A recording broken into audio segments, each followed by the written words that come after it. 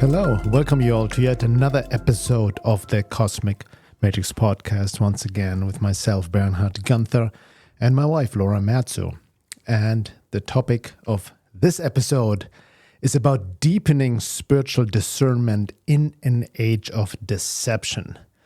This is one of the most important skills to have and really embody for any spiritual seeker, especially in the coming years. This is the power of discernment. And obviously we know this is nothing new for any spiritual seeker or truth seeker especially. We know we need to be discerning, and many people call out the necessity for discernment, be it in the truther movement or freedom movement, right? But they usually focus on the physical aspects of the so-called matrix, including government, corruption, media lies, and so on. So we definitely want to be discerning in that area. But real discernment takes on a whole new level in the spiritual realm, especially now as Neptune has moved into Aries and will stay there for 14 years until 2036. Now, Neptune in Aries will push or inspire more people to act on spiritual inspiration. On a positive note, it's a very powerful time to take bold, soul-aligned action that is rooted in spiritual truth.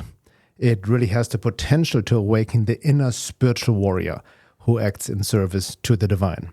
But at the same time, there will also be a rise in spiritual deception and delusion, right? An increase in spiritual narcissism, false prophets, and spiritual movements and communities that can easily be hijacked by hostile forces, the Neptunian delusion, so to speak. So as the veil thins, more people will also make more contact with spiritual beings that can manifest and appear in all kinds of various forms. So naturally, when you're engaged in spiritual inner work, as your consciousness expands, you will inevitably make contact with spiritual beings. But not all of these entities or beings are benevolent, and they can be very, very deceiving. Now, as we approach this so-called endgame, as I call it, with the rising transhumanism agenda, hyperdimensional manipulation is also going to intensify. And this is something I've observed, experienced, and written about for over 20 years on my website, veilofreality.com. And this is not fear-mongering, but really a natural consequence of the increasing resistance of the matrix forces that have had a grip on humanity and the earth for thousands of years. And now as more and more people are called to awaken, seek truth, and also engage in psychospiritual work and turn to the light, astral and psychic interferences will become more pervasive as spiritual perception also increases. Now, these deceptive occult entities often pose as divine beings. That's how the deception really usually happens. They may appear as Jesus, Mary, Buddha, Pleiadian, even your so-called spirit guide, and really anything that appeals to the seeker, but who lacks the psychic discernment and is not engaged in sincere inner work. I have also noticed that an increasing number of people, including spiritual teachers, are pushing the narrative that AI is becoming conscious. Now, these highly deceptive forces can also use AI and transhumanism to trap naive humans in a counterfeit form of spirituality that is designed to entrap the soul. We have talked about this before in past episodes.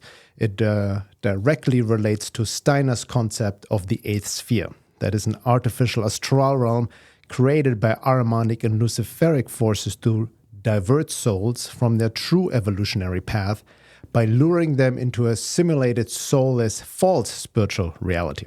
Again, go back to some episodes where we talk about this topic in more depth.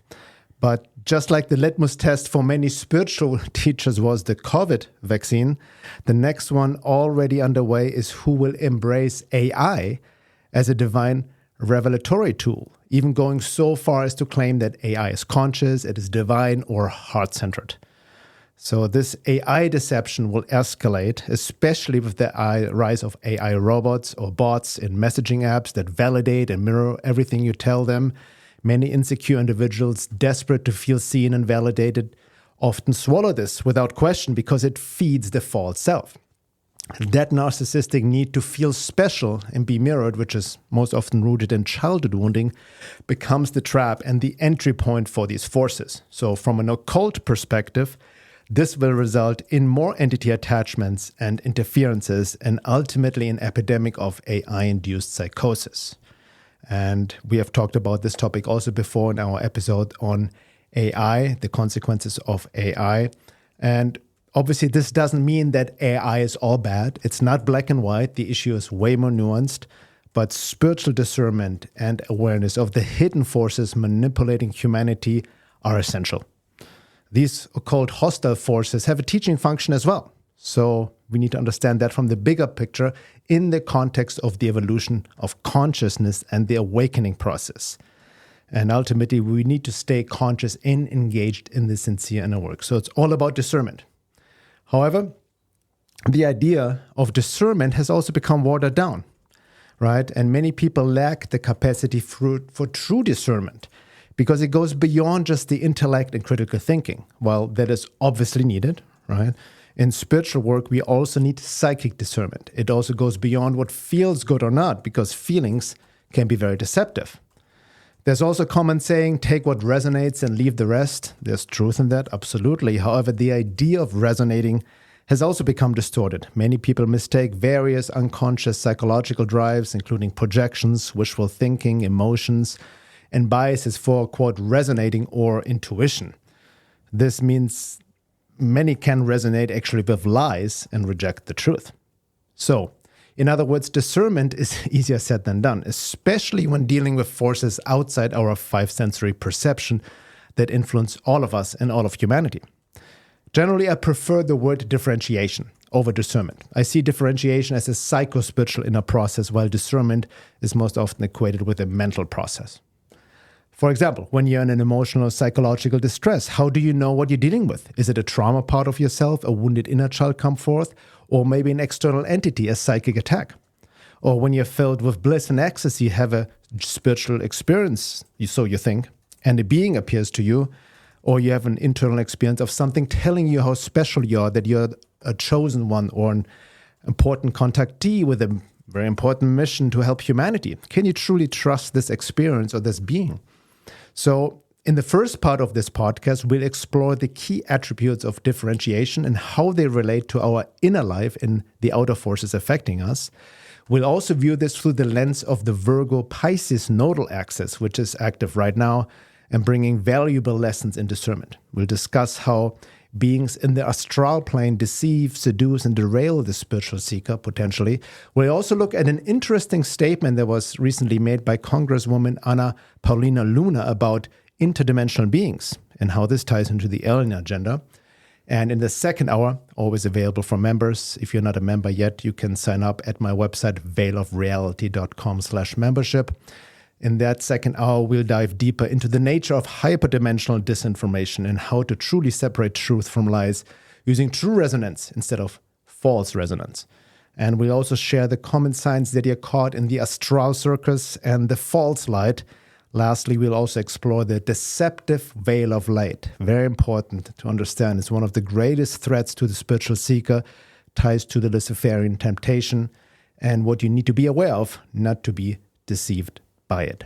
But before we dive into this episode, I want to make a quick announcement. We are in a pivotal time in human history and evolution.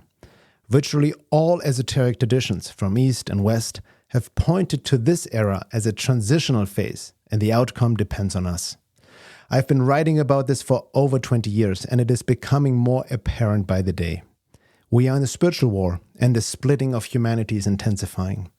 There are unseen forces battling over humanity, and the battleground is us. This war plays through us, through our thoughts, emotions, choices, and alignments in everyday life. As more people fall into disembodiment, distraction, and manipulation by hidden forces they don't even recognize, the call to reclaim our spiritual essence and align with the divine has never been more urgent. As the veil thins, it becomes essential, especially for those sincerely walking the path, to understand the deeper spiritual realities we are embedded in and the forces that influence us both within and without. But awareness alone is not enough. We also need practical tools, a deeper perception, and grounded support to navigate what lies ahead. That's why we created our 10-week transformational program, Mastering Spiritual Warfare, discerning the unseen forces and the path to embodied sovereignty. The next round begins October 21st and runs until December 23rd. It is limited to 40 participants and it is by application only. Enrollment is open now at masteringspiritualwarfare.com. The link is also in the show notes. We just completed a powerful round of this program, and we are reopening the container for another circle of 40 committed spiritual warriors. It is a multidimensional initiation into the hidden spiritual architecture behind the human psyche, the subtle and not so subtle interferences of hostile beings, temptations, and psychic forces, as well as divine allies, evolutionary tests, and soul lessons that shape our individual and collective destiny during the so-called endgame, what the esoteric traditions call the time of transition. In this program, you will come to understand the invisible forces that have been shaping your life all along, from entity interference, collective influences, and psychic manipulation to false light deception and authentic divine guidance.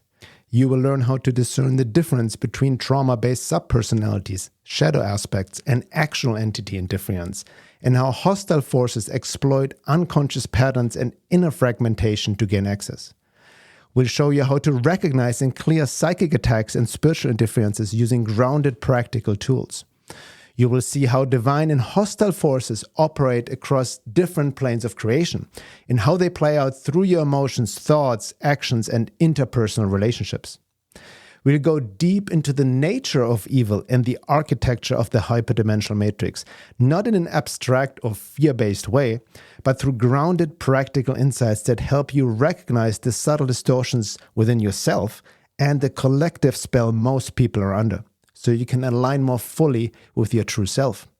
You will also learn to deepen your connection with divine forces and spirit guides, recognizing when true guidance is present and when it's actually deceptive influence masquerading as divine.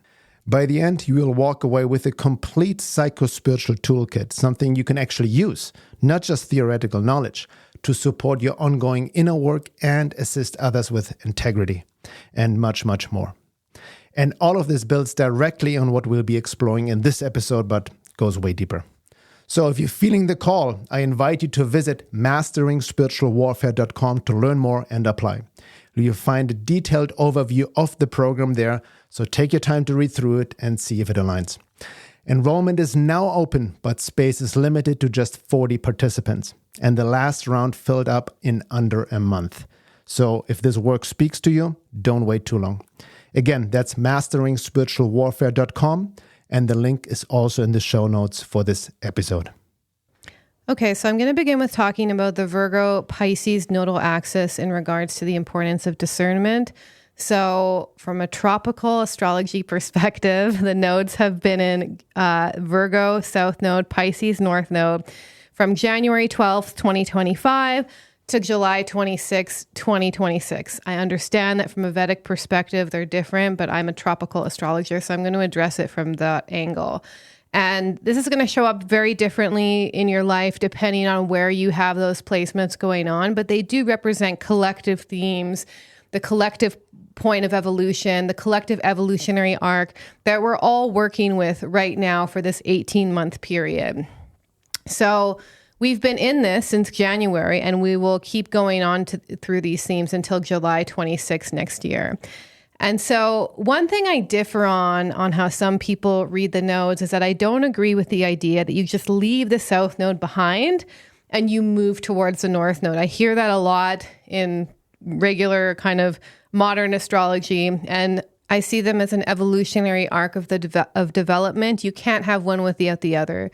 So you need to evolve the South Node to the next level, and then you carry that with you on the North Node journey. So essentially, if your South Node is operating in a really unhealthy or unevolved way, then your North Node also will match that. And on the contrary, the better you work with your South Node, moving it towards a healthier and more evolved characteristics, the more equipped and the higher level of consciousness you'll express your North Node path.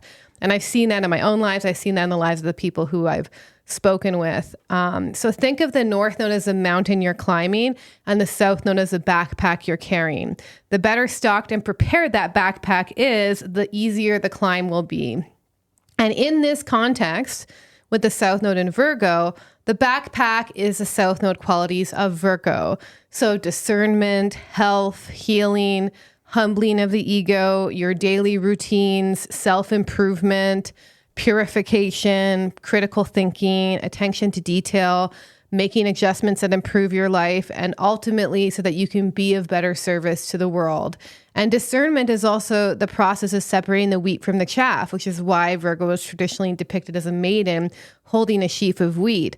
So this is about knowing what's useful, knowing what's not useful, what nourishes, what harms you.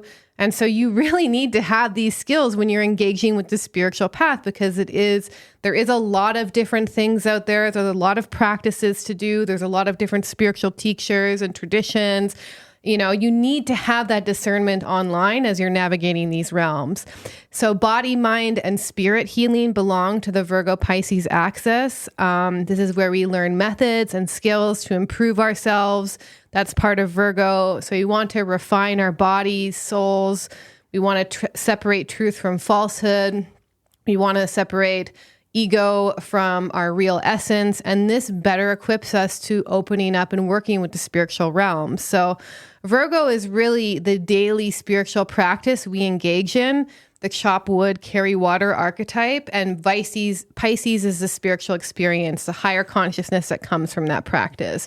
So one feeds the other. The right spiritual practice can shift how you perceive reality.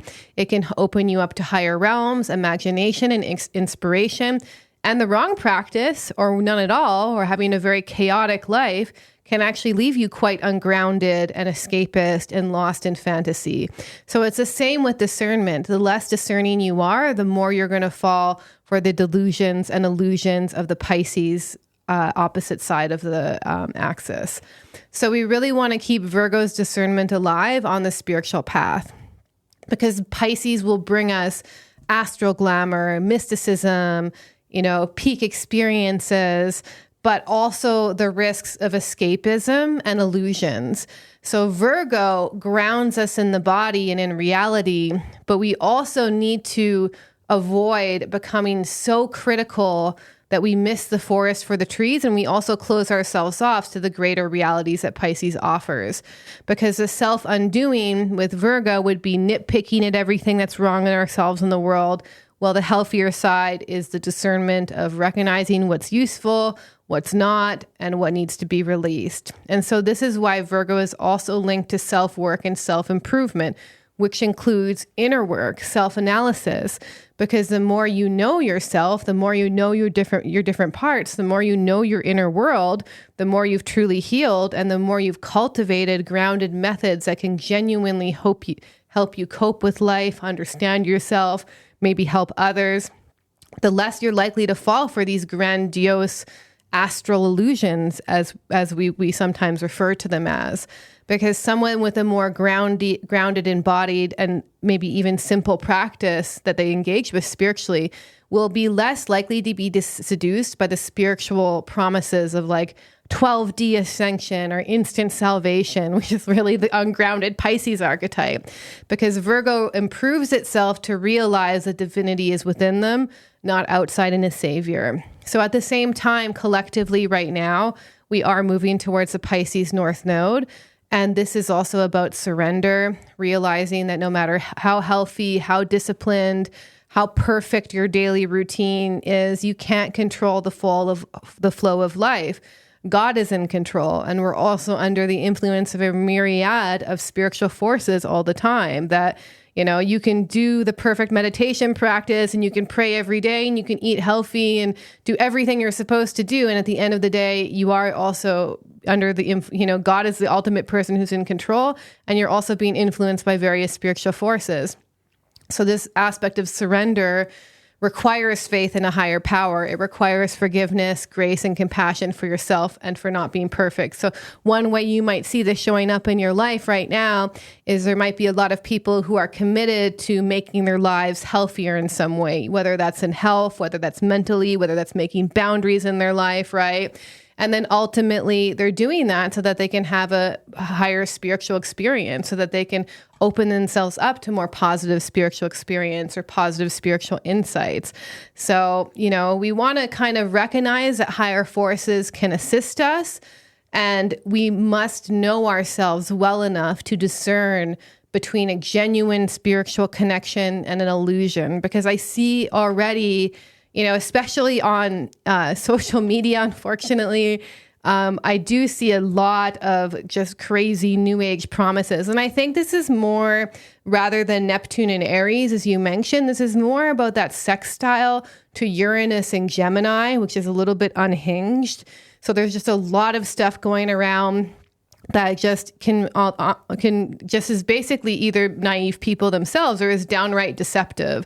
So we need to really know ourselves to discern between what's genuine, what's not, what's useful and what's not. Like some of this information will just get you lost in rabbit holes and it's not even useful. So that's where the Virgo archetype really needs to come in, is like, is this useful? Is this helping me? Is this helping me develop a better relationship to reality, to others, helping me be more of service?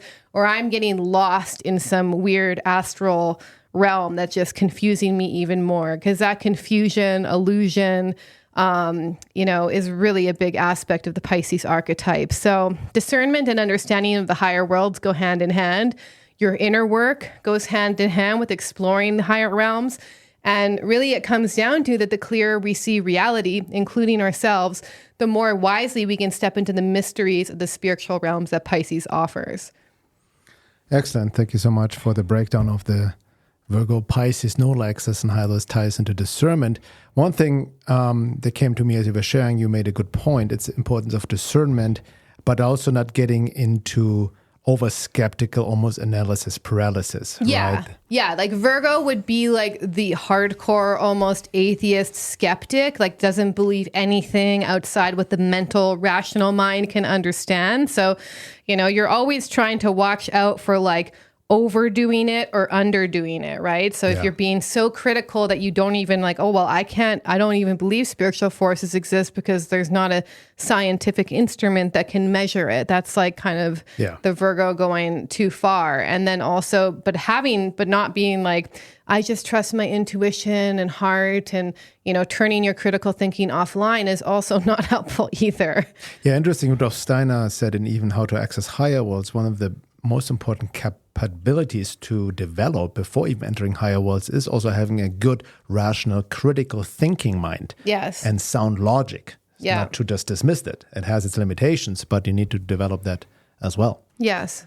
All right, so let's go further with that. As I mentioned, there's discernment, but I really prefer the word differentiation, because in the context of especially spiritual or psycho-spiritual development and psycho-spiritual work, for me, differentiation is the ongoing inner process of clearly distinguishing between different parts, forces, and influences within oneself and the surrounding spiritual psychic environment, right? So it's not just externally analyzing based on logic what is truth and lies. It's also internally oriented based on various forces.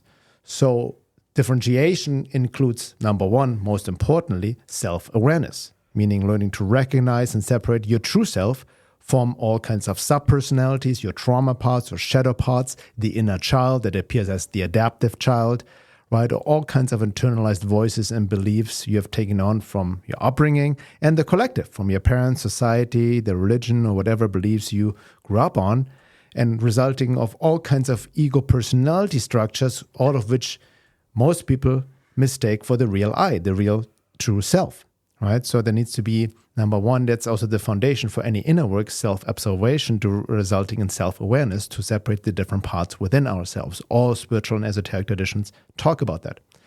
There needs to be energetic discernment, meaning knowing the difference between your own inner guidance, right, and connection to true self-essence, and external entities or influences, whether they are benevolent, deceptive, or neutral, right? So this is another layer. And there needs to be psychic clarity, meaning being able to tell whether something arises from your own intuition or is it projection, shadow coming up, programming, social, culturally, parental, or unconscious bias. We all have that to varying degrees. Or it's just based on conditioned desires or fear, or is it truly coming from genuine soul wisdom connected to your true self and essence? And ultimately, differentiation entails to be emotionally mature. Meaning we need to really understand the difference between a triggered emotional reaction and a clear intuitive knowing that's not clouded through our shadow projections. So we see already shadow work is one of the foundational practices to truly differentiate truth from lies within and without. And most importantly, as Gurdjieff said and many others, you cannot really discern or differentiate truth from lies outside in the world if you have not differentiated that within yourself. And that's where the work really comes down to. So while discernment is also often seen as a kind of decision-making skill, absolutely, we need that, right? Judging between true and false, good and evil, what is good, what is bad, what can I use, what can I not use. But it's focused often on appearance, right? So differentiation, in the context I like to use it, is more an inner sensing process, more subtle, more embodied, that actually precedes discernment. We need to differentiate first before we can discern. That's the way I like to phrase it, so to speak. It's more nuanced and definitely goes beyond the five senses. So it's really a key foundation, because without that differentiation within ourselves, you can easily be blended with false parts, false personalities, your projections, or all kinds of external influences that you think are your own thoughts, right? And not being able to differentiate what is mine and what is not mine, so to speak. What comes from the outside, what is arising from within. Now, we see this, for example, with this entity topic, and which I also go deeper in my program as well, is I've seen two extreme sides, right? There's one side that is kind of stuck in the psychological lens, and everything is just your psyche, everything is your trauma, everything is your shadow, your inner child, right? And there's nothing outside ourselves, and what people claim are entities or beings or guides, it's just projections or hallucinations or just part of your own inner, psychosis and whatnot, right? So this is the psychological lens. On the other side extreme of the coin, which I've seen rising more and more in the spiritual or New Age community, there's an over-focus on spiritual beings, or entities, blaming everything on entities, right? And most of them have no psychological integration or understanding that many of their shadow parts, sub-personalities or inner child, could also appear like an external entity because it's so foreign, it has been suppressed for so long, shunned away into the unconscious. So we can easily mistake suppressed personality parts of ourselves for entities. So these are the two extremes, almost a false binary. Either it's all in your head or it's all an entity attack, right? But the reality, it's far more nuanced and it's far more spiritually demanding. And we need, especially nowadays in the coming times, that psycho-spiritual differentiation within ourselves. We need to fuse truly psychological understanding and spiritual understanding, which entails understanding the spiritual world, the spiritual hierarchies, and the different beings and forces that influence all of us.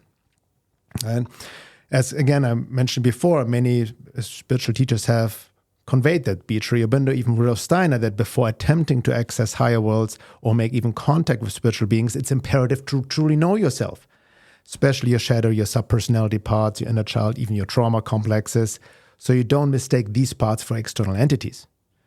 Even Rudolf Steiner said here, I'm quoting him directly, quote, "It cannot be emphasized often enough that the sure and safe path to higher worlds leads through careful self-knowledge and the self-assessment of our own nature." Then he further explains as well that many of our parts, or even of the doppelganger, what he calls, can take on alien forms as we think as separate, but a part of our own being. So Rudolf Steiner talked about this already over 100 years ago. They were already aware of that. So in other words, you can't be really discerning if you haven't differentiated all the different parts within yourself and are grounded in self-knowledge. Right? Which it goes against a lot of, I do see a lot of people offering entity removal and how to protect yourself against these forces, but they never mention sub-personalities or inner work at all. And again, you can see that they're kind of like offering, like, who knows, they could just be making stuff up too, right? You hit a very important point that also inspired me really to do this program, because I've also experienced this working with people and seen it many times. If everybody all of a sudden offering entity removal modalities, and they have no grounded psychological understanding, especially transpersonal psychology, shadow work, they haven't really done this work within themselves. And some of them may be clairvoyant. That's the issue of psychics and clairvoyant in general. Just because somebody is clairvoyant, psychic, sees energies, doesn't mean they have a high level of consciousness. Even Dion Fortune in her classic Psychic Self-Defense, written over 100 years ago, talked about the issues with psychics who don't have training, who don't have a psychological understanding, because they can see when they tell somebody else, oh, you have an entity attached to you, we need to remove it. This could easily be, as it happened before, a shadow part, a subpersonality part. They mistake as an entity because it appears to them like this. That needs to be integrated. Yeah. And Robert Falconer and many others who work with these subpersonality parts have mentioned that before, that one of the worst things you can do is trying to remove a subpersonality part, mistaking it for an entity, which results in more disintegration, more psychosis. A lot of damage has been done in the name of entity removal or exorcism and all of that. Yeah, because if you exile like a wounded child part, that can be extremely harmful because you're cutting yourself off from your essence, basically. Yeah, especially very fundamentalist religious types. So it's a demon, it needs to be exorcised, right? And I'm not throwing out the baby with the bathwater. There has been definitely demons can be exorcised in that way, but oftentimes, especially religious types have zero understanding of psychology. They even demonize Carl Jung and what other people go through, and then they're trying to exercise a very traumatized part of the subpersonality, which again needs to be healed and integrated and not cast out. Yeah, that's one big question I even ask myself. Like, if I sense that I'm under psychic attack, I'm like, is this my own stuff? Yes. Is this my own shadow? Is this me? Is this a part of me? Before I even assume that it's a psychic attack. Exactly. And that's the most important part. You need to not assume that too many people make all kinds of assumptions that's an entity. And then they fall into the victim blame trap. The ego gets kind of identified with it. Oh, I'm under attack. Kind of gets some sort of self-importance. You need to be really on a high level of consciousness with a high level degree of self-awareness to really truly know yourself, to be able to differentiate what I was talking about, right? So that's very important, that type of differentiation. Right? Also entails becoming aware of other forces and thought forms that have influenced you and are part of your personality, like that are not coming from entities, but collective influences, parental, social influences, thought forms from others, right? Which also can appear as quote-unquote entities. And obviously you need to be aware of your own religious, spiritual conditioning and how easily your subpersonality parts want to engage, or parts of you want to engage in spiritual bypassing, blame other forces, entities, or engage in wishful thinking and all of that, which kind of gets you into the astral trap of some sort of new age programming. So let's look into that false light, right? And the glamour of deception, and how there's the astral plane that deceives, seduces, and derails the spiritual seeker. Very important topic, because as the veil thins over the next years, as it's happening also with the evolution of consciousness, more people will inevitably make contact with more spiritual beings that can also manifest and appear in various forms. And naturally, the more you engage in psycho-spiritual work, you also encounter other beings, right? Because as an expansion of consciousness, you enter other realms. It's just a natural process. So we need to understand also that astral realm, so to speak. That's kind of the first contact, so to speak. Now, this astral realm is where the hostile forces, deceptive forces, exert their strongest influence. It's the ultimate battleground of divine and undivine forces acting through us, as all esoteric traditions have talked about in their own way. And we humans are, so to speak, the battleground, because the spiritual war, as I've said many times before, acts through us. Now, this astral realm, which Sri Aurobindo, for example, called the vital plane, is the plane of life energy that encompasses desires, emotions, all kinds of forces that drive action and passion and power, and it results in the manifested world. And this realm is definitely not inherently negative, but it's highly deceptive. And it's, again, known to all esoteric traditions. It's populated by countless of beings, forces, and realities that appear spiritual, profound, or even divine, yet their true function is often to trap, distract, tempt, and feed off human energy. This is deception, what David Hawkins talked in his work called the astral circus. Right? And he also don't get distracted by what is irrelevant, similar to what you just talked about, the Virgo need to be really differentiating of what is useful and what is not useful. And he even called this realm a seemingly endless parade of cosmic beings, galactic councils, ascended masters with their own hierarchy, and extraterrestrials, and all kinds of fantastical experiences that can captivate the seeker easily because it's so fascinating and intriguing and all of that, and beautiful, and ultimately draw them away actually from genuine inner work, real awakening, and embodied transformation. It's a lot of distraction there. And obviously, we see a lot of this content now. It's getting almost a resurgence nowadays on social media. People like channeling the quote-unquote Galactic Federation of Light narrative, along with all kinds of alien and ET beings. And, I see this already happening with the, alien disclosure, alien technology, which we may be gifted with by these beings. And there's a whole agenda in itself with this so-called disclosure movement, and many of whom have become quote-unquote useful idiots for these forces because there's a level of differentiation and discernment missing on the occult realm, right? So this spiritual warfare is really taking on a new level of deception over the next years and decades with, again, Neptune in Aries right now.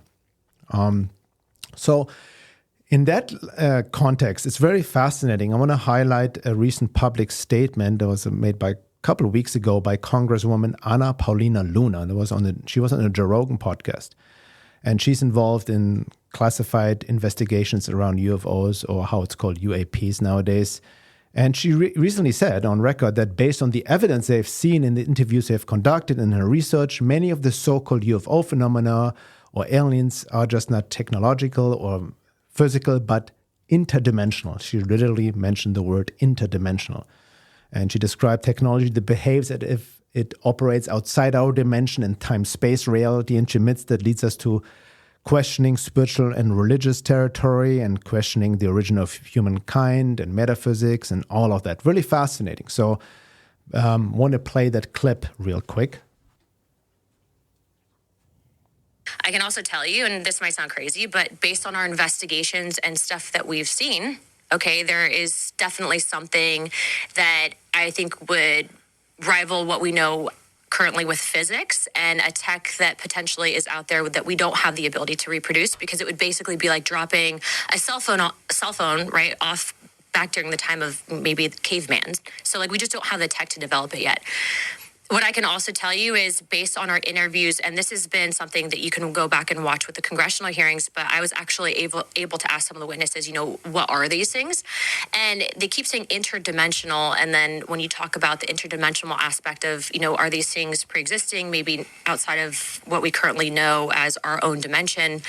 That stuff can kind of all sound crazy, but at the end of the day, my job as an investigator is to receive all the information, decipher it, and then ultimately from a congressional aspect, if you do have contractors that are withholding information or operating outside of the purview of the federal government, there's budgetary issues, but there's definitely something that I can tell you with confidence that exists that we don't know how to explain currently. I guess break it down in simple terms is that I think that some of the tech that exists, that whatever these things have, these energy things have. Energy things? What do you mean? Well, they call them interdimensional beings.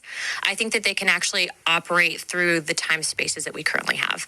And that's not something that I came up with on my own. That's based on stuff that we've seen. That's based on information that we've been told. And then also, too, I think that there's this historical aspect of, this gets into the deeper theories and concepts of religion, and I think the history that we currently know, and that kind of spins off into another topic of, you have the modern day Bible, you have this aspect of Bibles that are books of the Bible that have been removed that explain and kind of touch on these topics.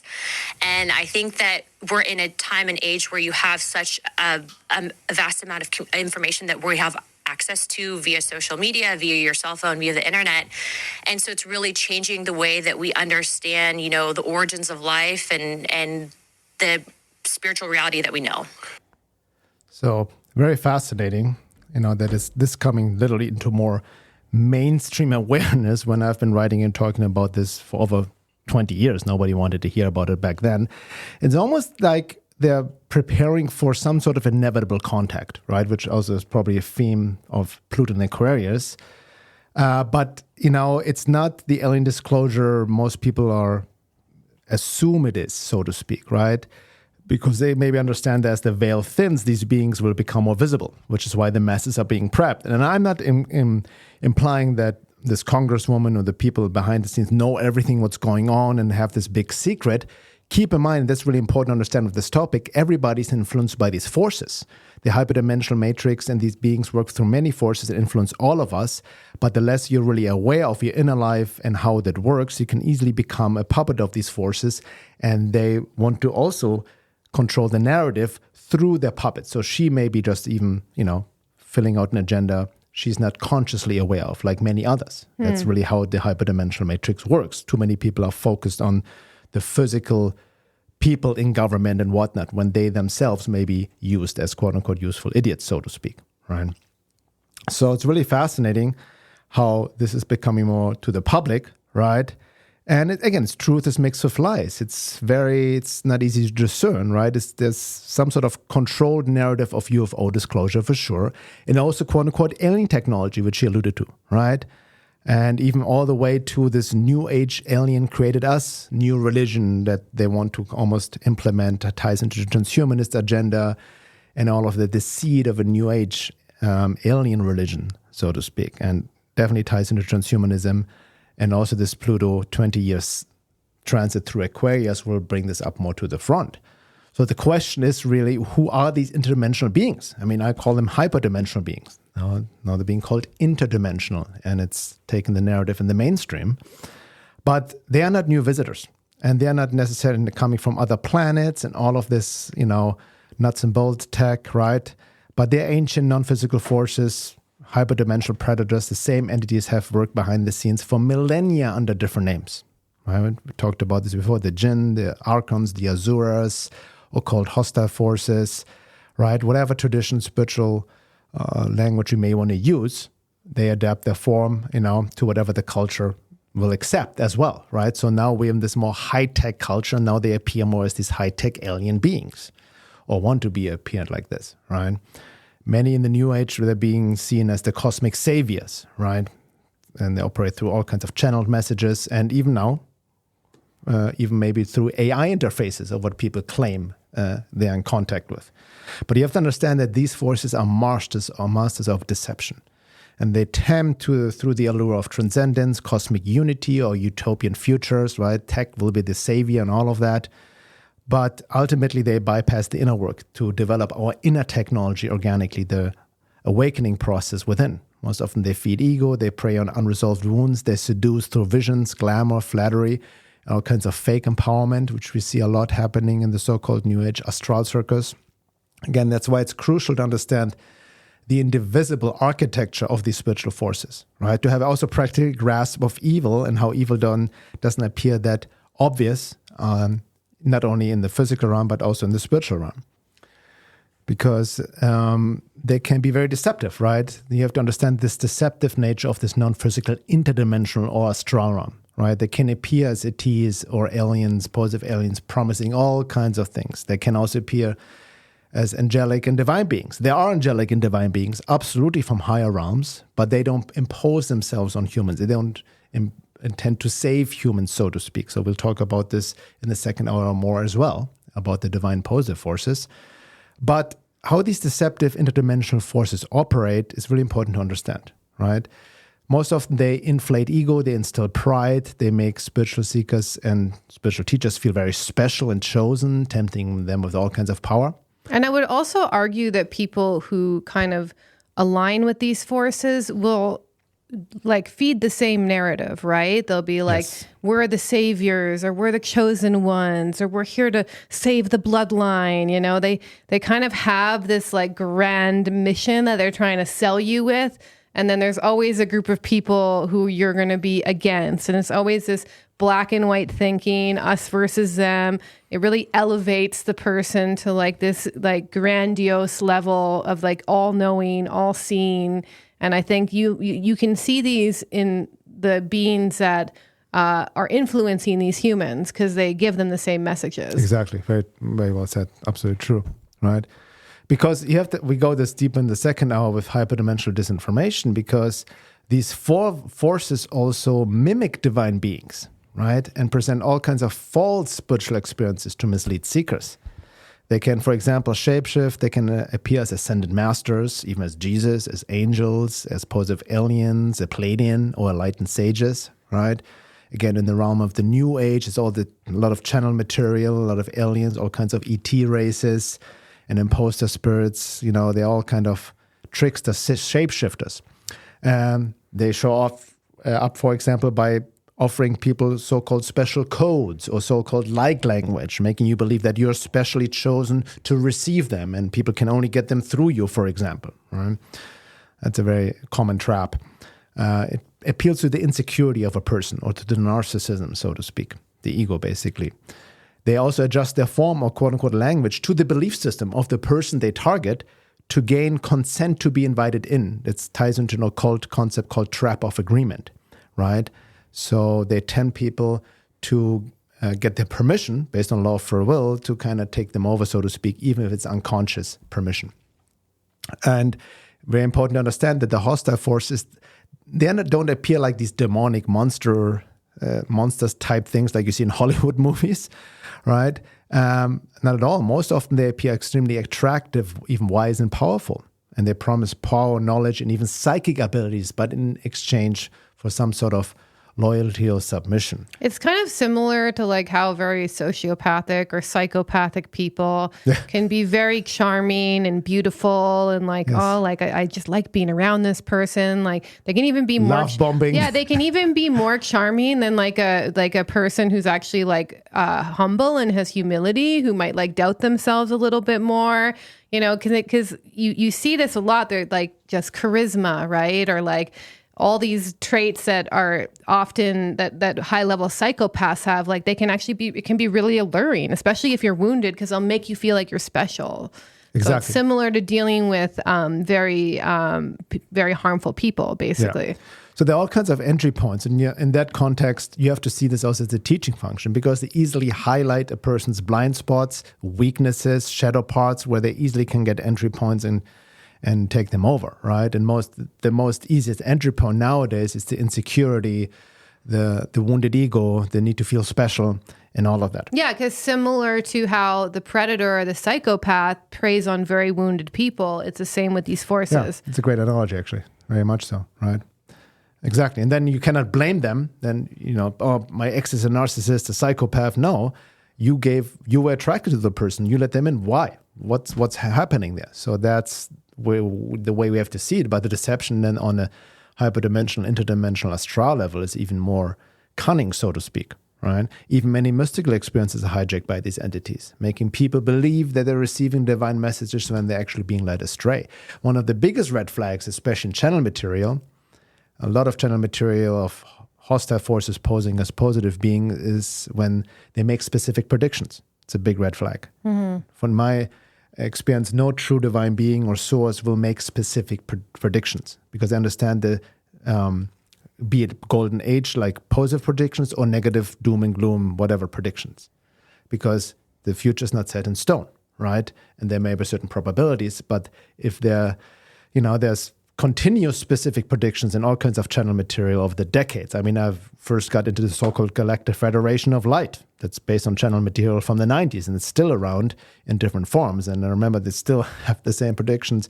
We're going to arrest the cabal for you, and soon all debt will be erased, and you will usher the golden age of abundance and whatnot. They've been saying this for over 30 years, and it's just going to happen soon, right? Like the dangling carrot, so to speak.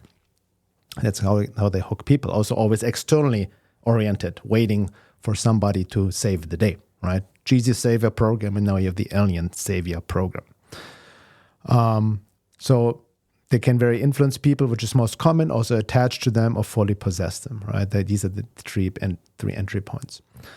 And here's a great quote about these beings from the mother, Sri Aurobindo's collaborator. She says, "The chief characteristic of these beings is falsehood. Their nature is made of deceit. They have a power of illusion. They can take the appearance of divine beings or higher beings. They can appear in a dazzling light, but truly sincere people are not deceived. They immediately feel something that warns them. But if one likes the marvelous, the unexpected, if one loves fantastic things, if one likes to live a romance, one is likely to be easily deceived." I mean, she said this 70, 80 years ago. So predicting almost the new age. A lot of people in this new age astral circus, they like the marvelous, the fantastic, almost sci-fi soap operas, romance, and just lights and glitter. So they're easily deceived by the dazzling light.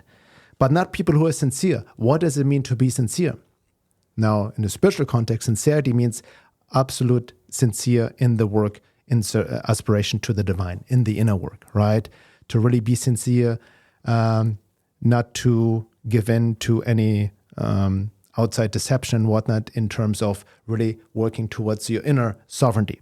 And that entails difficult inner work to differentiate between you and be really sincere in that inner work. So you're not easily sidetracked. So that's really already one way to, or the most important way to protect yourself from deceiving influences. But sincerity is hard to come by, right? Because we all have our weak points, all our projections and temptations and whatnot.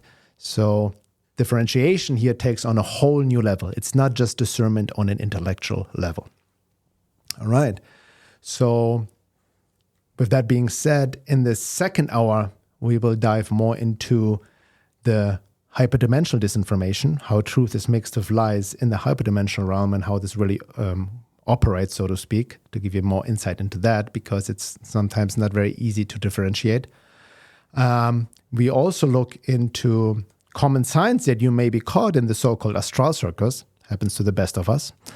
And we dive deeper into really differentiating between false resonance and true resonance, and talking about the deceptive veil of light. This is one of the most cunning traps for the spiritual seeker, relates to the luciferic temptation.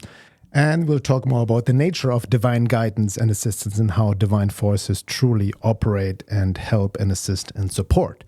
Once again, the second hour is available only for members. If you're not a member yet, you can go to my website, veilofreality.com/membership, and get access to now 160 episodes of the second hour.